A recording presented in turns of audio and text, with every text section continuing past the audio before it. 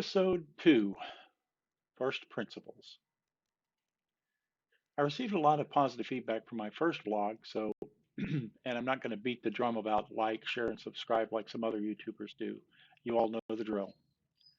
Well, it's October 31st, 2022, and I know some people might be expecting a Halloween-themed blog, but A, I did the script for this yesterday, and B, I don't want my second take on this show to be all fire and brimstone, so you'll have to wait for next year for my Halloween special.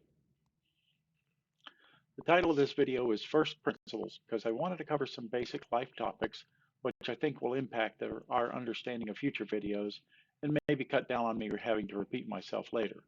Also, it may have to cut down on me repeating myself later. You may find that there are some things that I present, some ideas that you don't necessarily agree with, and I'm okay with that. Also, in case you haven't noticed, I'm not perfect. I still have a journey ahead of me and I'm open to learning new ideas. However, at almost 60 years old, I've been around the block a time or two, so I'm pretty opinionated, especially about certain subjects, which of course will come out in future videos, I'm sure. If we disagree, then I hope we can disagree without being disagreeable, but probably at some point we'll have to agree to disagree. Agreed? First thing, we need to understand the difference between religion and spirituality. Spirituality is hardwired into every human being.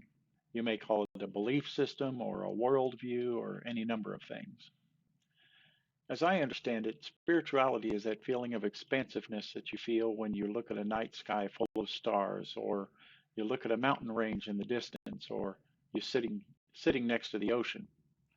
There's a calling in our souls that knows instinctively that there's something somewhere out there that's bigger than us, whether you think it's galaxies or aliens, or maybe you think that humans are the biggest thing. But the point is that there's a yearning sensation that we collectively feel as humans when faced with something that's bigger or perhaps grander than us. Religion, however, is something entirely different. Spirituality is a collective experience, but religion is how you express that inner spirituality. It's at this point, well, it's at this point that somebody will inevitably say, "Oh, I don't have a religion." But trust me, you do. There are almost as many religions as there are people. Some religions are more popular than others, but you have a religion, be it one of your own making or whatever. Also, religion is different from morality. You can be a very moral person, but not belong to any specific religious group. Or you can call yourself religious and be an immoral sociopath. One of my personal pet peeves these days is what I call CINOs, or Christians in name only. These are the people that call themselves Christian, and then they go off in their own direction, picking and choosing their moral code at their convenience. So that brings up the question, what is morality? Morality is where you get your sense of right and wrong, and your attitudes about what is fair or not. Even kids on the playground running around shouting, "That's not fair," when another kid breaks the rules. Well, who made up the rules anyway? And who gets to enforce them? So this is a good segue to our next topic, subjective versus objective morality. Objective morality is when your system of morality, or right or wrong, is determined by someone or something outside of yourself. Subjective morality means you decide for yourself what is right or wrong, often based on the circumstances. For example, you might think that lying is wrong, unless you're doing your taxes, and then there are, of course, mitigating circumstances which make lying acceptable in the moment. In my experience, 95% of people profess to have an objective morality, when in reality, their morality is driven mostly by the circumstances. Murder is wrong, of course, adultery is wrong, yes, but if you never have to make a choice, then really it makes no difference. Then there are those daily life choices which put on display the true source of a person's ethics, like when the server at the drive-in window gives you too much change, or times when honesty meets your inconvenience. And don't even get me started on speed limits. But trust me, a person can get pretty OCD about following every law in the books to the letter. It can drive you crazy, I know. And I said all that to alert you to the fact that in the future, you should be aware that I have an objective morality, a moral code which, for me, is based in the Bible. That in itself could be expanded out to several hours of video, but for right now, all I can say is that I try best as I can to live my life the way Jesus taught. It hasn't always been that way, and I've made a lot of mistakes. And as I said before, I'm not perfect. Also, keep in mind my interpretation of what the Bible teaches may be different from what your interpretation may be. And that's one of the reasons I tend to stick to a more literal interpretation. If the Bible says it, then that's how I want to live. Now, at this point, I expect there'll be a lot of questions about Bible contradictions and hard questions like, where did Cain get his wife? And so forth. Um, and if there's enough interest, then I might do an additional episode later with questions and answers. Leave a comment below if you have any questions. So just be alerted to the fact that my worldview is Bible-based. I may not be perfect, but there it is. You've been warned. Finally, I want to finish up this episode by talking a little bit about human suffering for a couple of reasons. I know that everybody is suffering these days.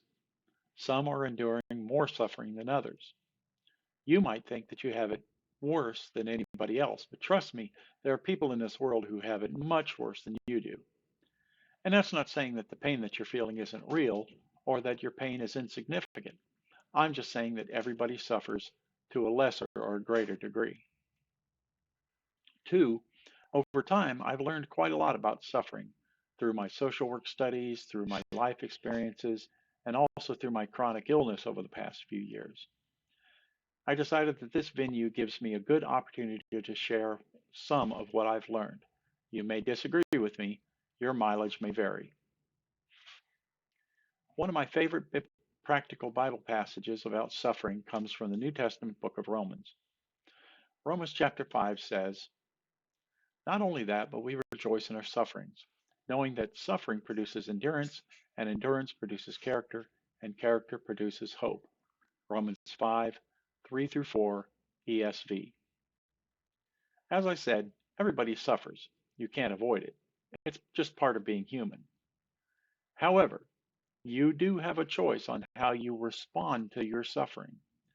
This short passage from Romans teaches us that if we respond appropriately to our suffering, then your suffering can produce more endurance, i.e., greater capacity to endure suffering, and increased endurance builds proven character, and that character encourages hope for the future. However, the reverse is also true. Let's say you choose to respond negatively to your situation. Suffering makes you unhappy. Lots of unhappiness leads to depression and despondency, and it spirals further down, enhancing and exacerbating your suffering. We've all experienced it. The question then becomes, how am I supposed to respond positively to a bad situation? Allow me to offer some suggestions. You can respond with love, not with hate. Try to respond with understanding. Try to put yourself in the other person's shoes, in the other person's point of view. Seek to understand rather than to be understood. My dad used to say that you don't ever really learn anything from what you yourself are saying. Occasionally, you may need to close your mouth and listen more than you talk. You can respond with patience. We here in America are the worst for this. We get pissed off if there's more than 3 people in the McDonald's drive-thru line ahead of us. Attempt, or at least try to be more patient with other people when you're in trying situations. You can respond with kindness, even when you feel like they don't deserve it, and especially if you feel like they don't deserve it. Also, cultivate an attitude of thankfulness. It costs you nothing to say thank you, but it can mean everything to somebody who's having a bad day. Thanksgiving shouldn't be only once a year. And on a related note, if you're ever stuck in traffic, let the other guy win occasionally. Practice hospitality. Have people over on occasion. Sure, you may have to clean the bathroom or declutter the living room, but in this age of the aftermath of COVID, we need to break some bad habits and socialize a bit more. But most of all, respond with love. And remember that upward spiral is way better than the downward spiral. It will take time and self-discipline, but the result will be that in time you will be a more positive person. Will you still have bad situations to deal with? Certainly. But you will find that over time, if you practice responding positively, things that previously used to push you over the edge will become minor inconveniences, and really, really bad situations don't become emotionally crippling. You will gain proven character and hope for the future. Thank you for listening.